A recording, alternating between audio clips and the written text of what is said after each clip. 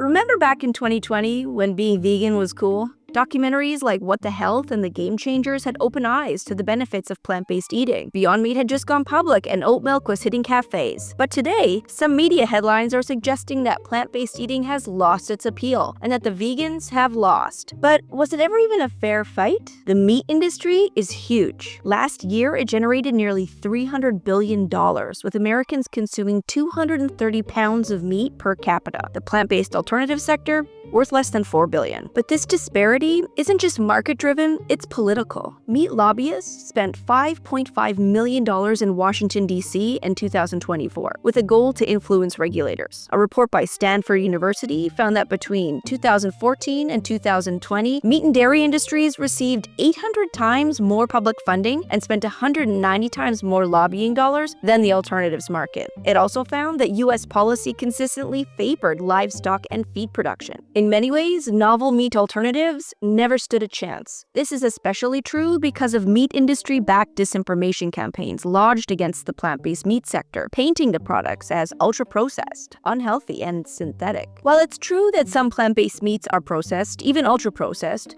processing alone doesn't define healthfulness. In fact, a 2025 American Journal of Clinical Nutrition review found replacing animal meat with processed plant-based alternatives may improve heart health. Meat alternatives are also considered a new technology, and thus may be following what is known as the classic tech hype cycle. After early buzz and heavy investment, adoption slows as the products face scrutiny. While this downturn may look like failure, it may just be a normal stage in the technology's path toward maturity. Integrating plant-based meat alternatives into our culture may just need a new reframing, like we see in Denmark, a country leading the world's first national plant-based action plan, investing €170 million to boost farming, innovation, and education. It frames plant-based foods as climate-smart business opportunities, rather than as disruptive to the meat industry. No, this is not the time for a plant-based postmortem. The health of the plant-based food market does not reflect the broader potential of plant-forward diets to shift culture, reduce our impact on climate change, and improve our health. Nor does it indicate that the vegans have won or lost. Success is not measured by short-term sales spikes or viral trends. It comes from integration, with plant-based foods becoming more normalized, accessible, and appealing.